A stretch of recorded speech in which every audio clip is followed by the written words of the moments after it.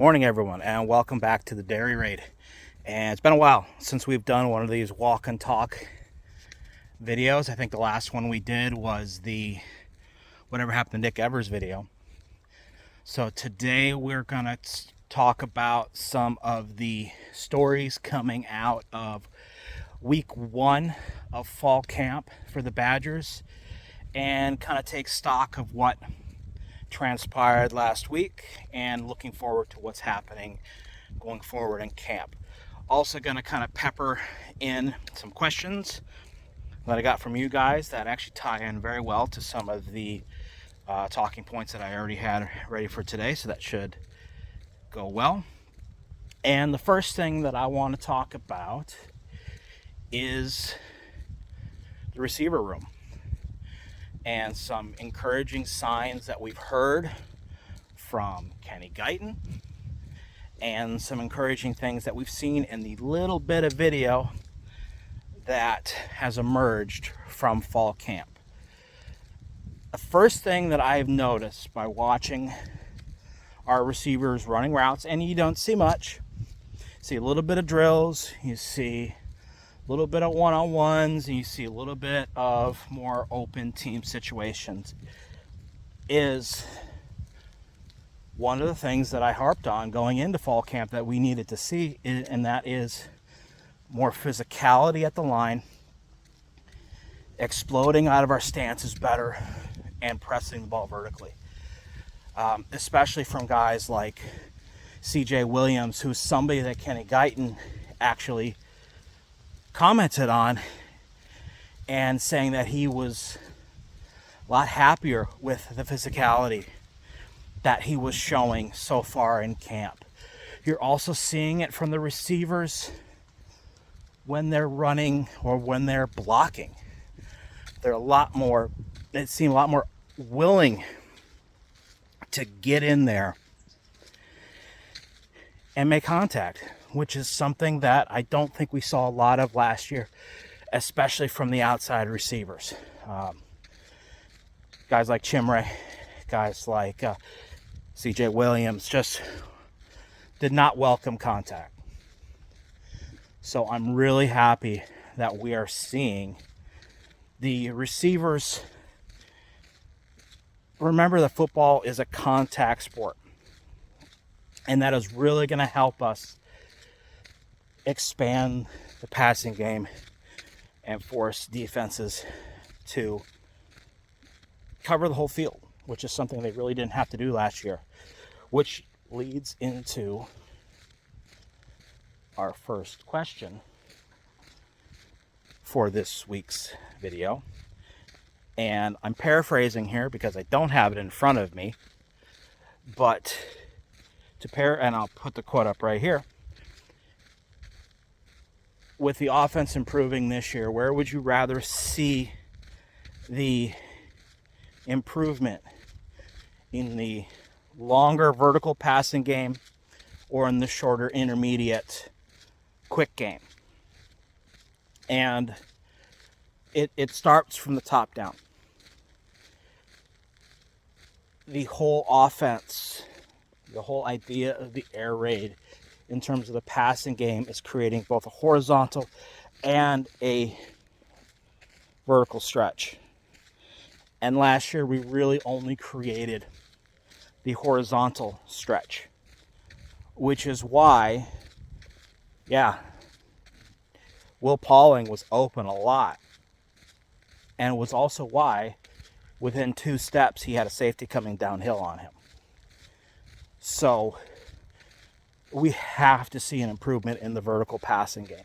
We have to have our offense create threats up the seam, up the sideline, to deepen the upper half of the defense. By doing that, that creates more space underneath for the underneath routes, but then also creates more opportunities for run after the catch, which is another point that Kenny Guyton talked about in his media availability, was that they want to work on building the rack. And I totally agree. But that can be created by having more space. by spreading out the defense and making it easier for our receivers to create that yak, rack, whatever. And we'll build from there. So definitely we need to see the vertical passing game become a threat. Doesn't necessarily mean we have to go out there and bomb the ball 25 times a game.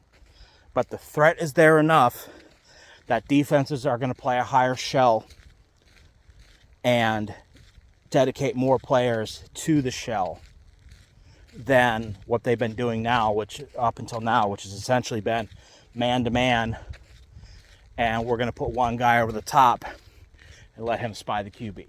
So that's a step forward that I want to see them make going into the second week of fall camp. And hopefully we're going to see more emerge from the passing game in terms of film clips or anything like that, and we can see if that's what's actually going on. So next thing that I want to talk about is Tawee Walker. When I first watched his highlights and I did my breakdown video of his clips from Oklahoma, which you can watch right here, the one thing that stood out to me watching Tawee Walker run is the fact that he never goes down with the first hit. His center of gravity is built so low and his frame is built so perfectly for this style of running back that he has the short space burst that you're looking for from a running back in a system like this. He might not have the top end speed. Ches has got that for sure. But he has that short level burst where he can get going and get to his full speed as quickly as possible, which also means he is way more likely to deflect contact than a more longer striding running back who takes a little bit more time. And we have seen that in the clips that have come out of him blowing up first and second level defenders and carrying guys like Hunter Wohler into the end zone. Now I know, I just said that out loud. People are going to be commenting they're in spider pads. Okay, we're not seeing them go full speed. Yes, I agree. I'm not getting too excited. We're going to talk about getting excited about spider pad hits later. But you can just see it in the mentality of how Tawee runs, where he's not seeking contact, but he knows how to give and to take contact. And that is, it's a little thing, but you're going to see that add a yard, 2 yards, 3 yards onto every one of his runs in comparison to what we've seen in the past. I can ask you a question with this. With a running back who runs like that, if we had Tawee Walker on that 4th and 1 against Iowa, did we lose yards? For as big a back as Braylon was, he sure had a tendency to get knocked on his ass in short yardage situations because he's built different. Okay, he needs that long stride space to get up to speed. Tawee doesn't. And then when he gets hit, he's going to bounce off for an extra couple of yards. Which leads to the next question, and that is, with the emergence of Tawee Walker, do we think that he might supplant Ches as the number 1 back in the Wisconsin offense? And that's a good question. But I think the easy answer is I don't think there is going to be a true number one back in the Wisconsin offense. I think there is going to be a 1A and a 1B, and I think Ches and Tawee are going to be that.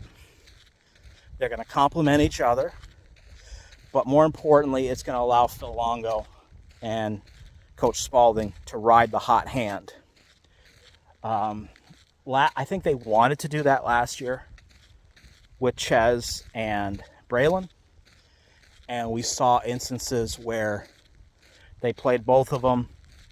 Ches was more consistent. He got a few more reps after that, and it kind of built from there. But another reason why I think they're going to be thinking more 1A and 1B and less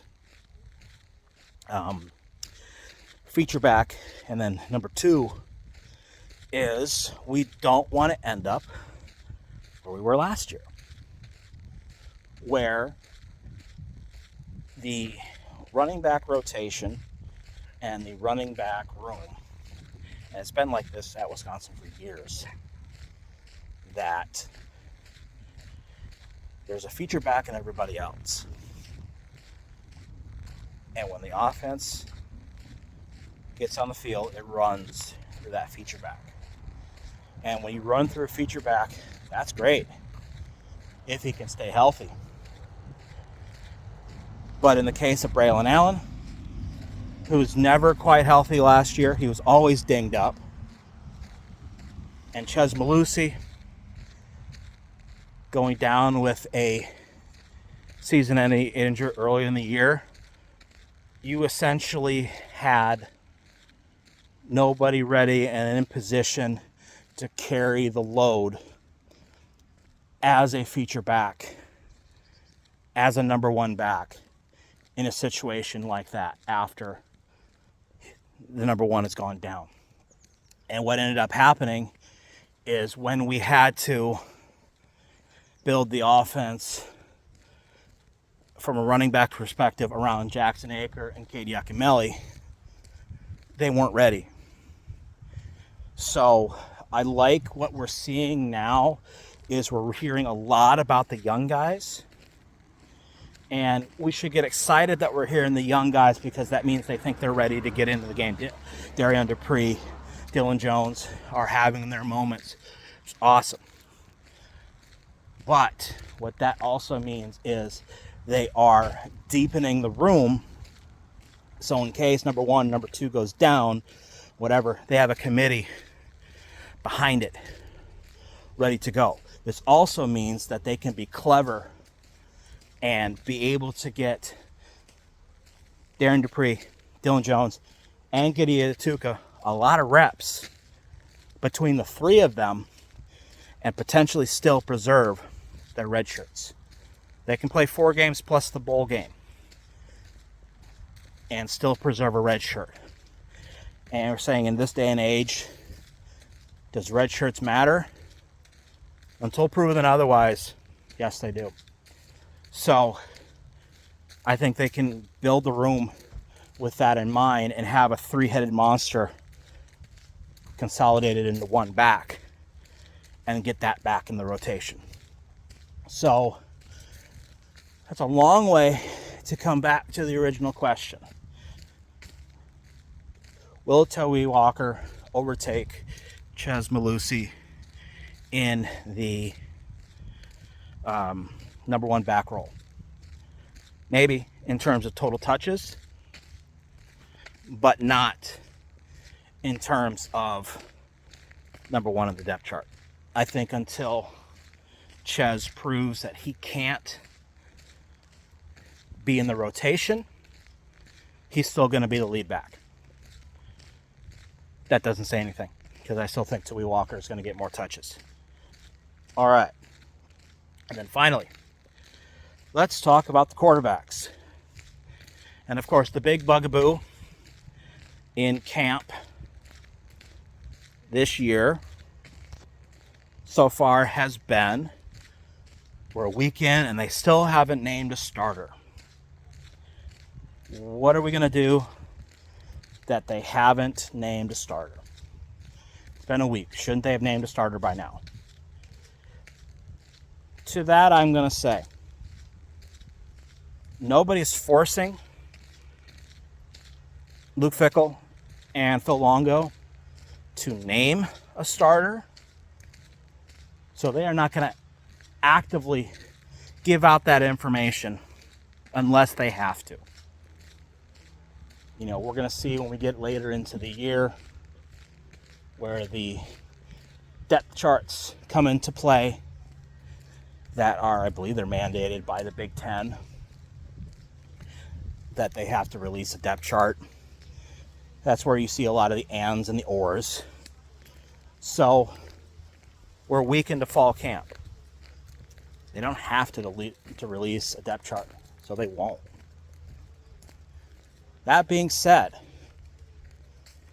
does it concern me that they haven't named a starter yet? No. Because it's still early in camp. Also, like, one thing that people really have to understand with this is if they go out and name a starter in the first week of camp, and let's say that starter is Braden Locke, you are giving your opponents 3 extra weeks to focus on nailing down what they're doing. So as a football coach, you don't want to give your opponents any extra information that they don't already have. So while the consensus opinion is that Tyler Van Dyke will emerge as the starter, and I totally agree with that, by not naming him earlier than is mandated or is necessary, you're helping yourself as a team. As petty and as stupid as you might think that is. Also, Braden Locke is having a good camp. He had a good spring. It would be better for the program that they keep pushing him and giving him the opportunity to win the job than they would saying, contest is over already, you're the backup. It changes how he approaches the season. It changes how the room settles in for the season. But more importantly, it allows him to just relax. When you give him the glimmer of hope that he could be the starter, he's going to keep working his ass off until he's not the starter. He thinks he's a starter until he's not the starter. And that's how it should be. But when we listen to the coaches talk and we listen to the media who has seen the competition firsthand, they all agree that Braden Locke is having a good camp. But one key thing that I hear from Phil Longo is, and this goes into last year, this is a talking point that really ties into last season, and that is Tyler Van Dyke has that special arm strength that allows him to make decisions late, to fit the ball into tighter windows, to take more chances. And that might seem like a negative because it might seem like, oh, he is going to take chances that he doesn't need to. He is going to be reckless. Maybe. But looking back on last season and some of the decision making and the caution cautionary decision making that both Braden did and definitely Tanner Mordecai did. I think we had quarterbacks last year that were worried about taking chances and weren't confident enough in their arm strength to fit the ball into tighter windows. Okay? Being able to be late allows you to see more. It's not just being slow with the decision making. It allows you to be more calculated with your decision making. So the fact that we have a quarterback that the coaching staff agrees has the arm strength and the arm talent to fit the ball into tighter windows in situations where it's needed, it's an improvement on last season. And that's telling us that they want to be able to push the ball a bit more downfield.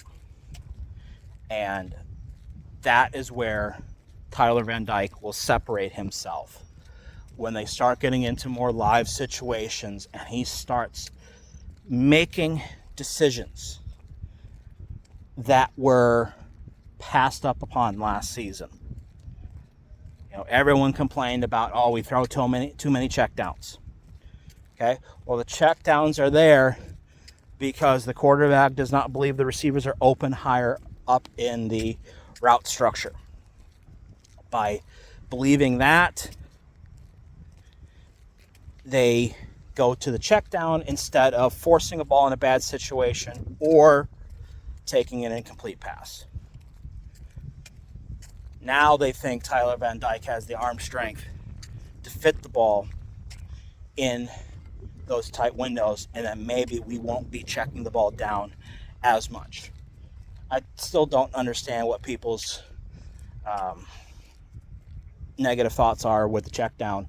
Would you rather throw an interception? Would you rather throw an incomplete pass? Or would you rather turn 0 yards into 1 yard? It's a simple yes or no question. Would you rather have 1 yard or no yards? Same. So that's the quarterbacks. Do I think there's a competition? No. Tyler Van Dyke will be the starter.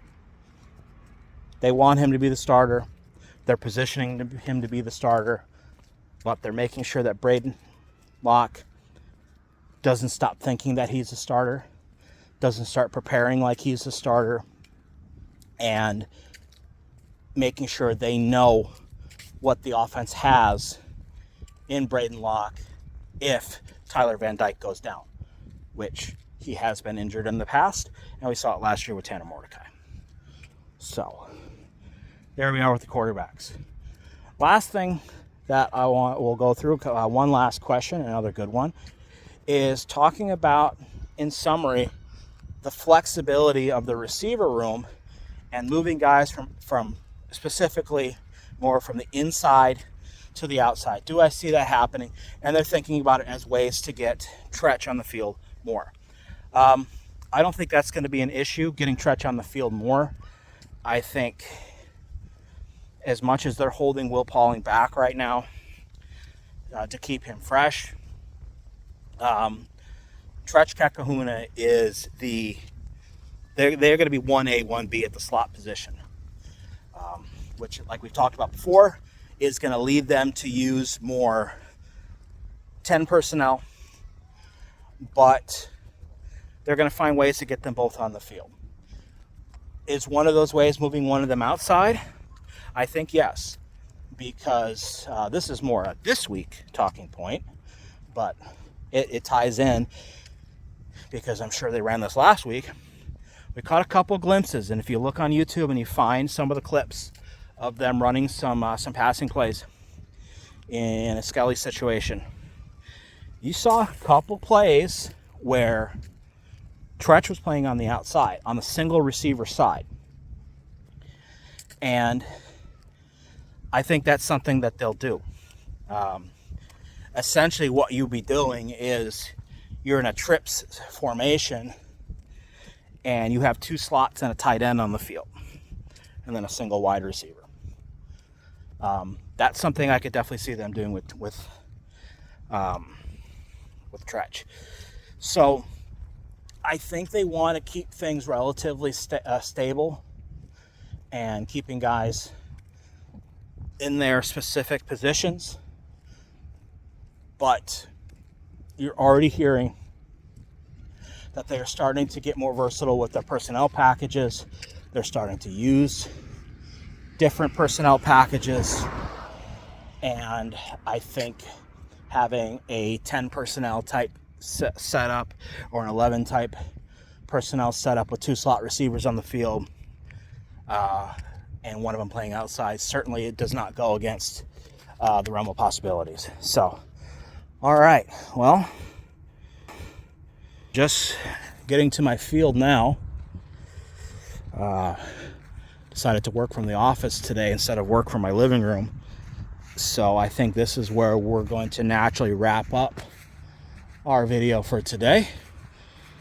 And gonna try to do another one of these, next week. Talk about what happened this week in camp. Once we start getting into the flow of the season, might try to do one of these a little bit more often.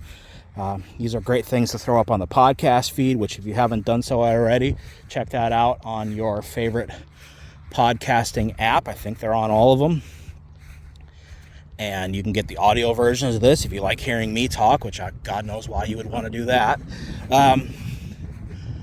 But yeah, so a little more like this, a little more stream of conscious, and just kind of letting you guys know what I see, what I feel, and how the Badgers are doing. So that'll be it for this week.